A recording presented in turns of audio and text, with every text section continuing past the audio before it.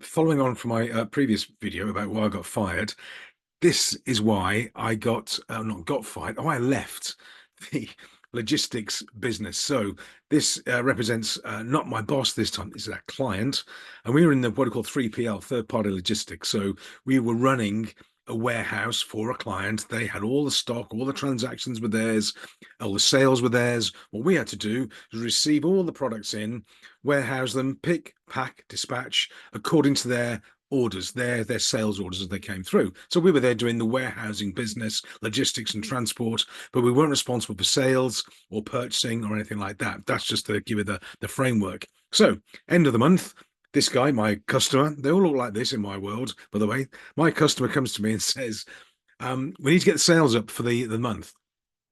Okay, well, not my job, but anyway, well, how can we help you? What do we need to do for that? He said, well, we're not dispatching enough products. We haven't got the sales orders coming in to dispatch all the products we need. So therefore, we can't raise the invoices. And therefore, client, didn't get his bonus.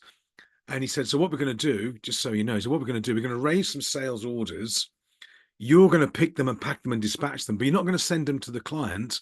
You're going to send them to a mate of mine who's got a farm down the way here in Oxfordshire, and then you're going to park up the trucks in the farm in the barn overnight, and then give it a few 3 or 4 days. Then you're going to bring the trucks back into the warehouse after the end of the month has been done. You're going to take all the products off them and put them back into the warehouse, and then we're going to issue a credit note to that client. And it's like, well, okay, sounds slightly dodgy to me, but you're paying the bills, buddy. So okay, well, you raise the sales orders. We only operate based on the sales orders we get. So sales orders came out, truck went out, loaded with the kit, doesn't matter who it was, and went to this farm. Orders were raised, sales were great. And then 2 or 3 days later, we had to go and pick the truck up again, the container, bring it back in and decant it, put it back into the racks. Job done. End of the month, next month. Remember that lorry we sent out? Well, we've got to do the same again because obviously sales are still down, but now it's even worse because underlying sales are down, but we reported a good month last month and we've got to do it again. So this month, would it be okay if we did 2 truckloads and we do some more sales order processing and you send 2 lorries out to my mate with the farm and you can see where this is going, can't you? After a while, we had about 8 or 10 trucks going out. It was just ridiculous. It was crazy. So we're doing what we're paid to do. We're doing all the bits and pieces. Of course, the stock's going out and coming back in again, and we're making great money because we're charging for the handling and everything like that. But the money's not coming in the top end either. And also, this guy's taking bonus based on sales that aren't being made.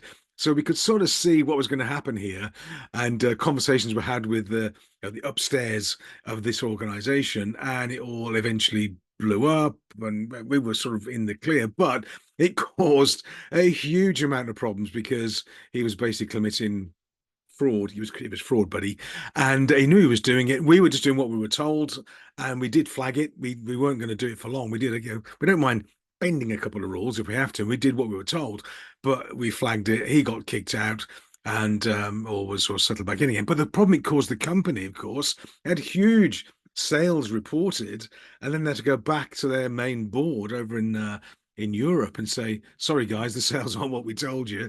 It's been overinflated by thousands, like thousands and thousands of pounds. And had to bring it all back in and it all sort of scaled back down again and went. So these are one of the reasons I got out of the logistics business. Not that every logistics company is like this at all, but it was like, really? These are the sort of people that were running these companies and we were associated with. I didn't want to be associated with them. So over time, I moved on. We moved on. We left. I went into dance sport of all things, separate story, and then into aviation. Then we did our own thing, and now we're here. But there we go. So, quick story: be careful what your clients push you to do. Bend the rules a little bit, maybe, but don't break them, and don't do anything that's going to come back to haunt you or them or anybody else. So just tread real careful. Anyway, there we go. Tales from the shop floor, eh? You're a naughty boy. You're a very naughty boy. Have a great week. See you soon. Bye for now.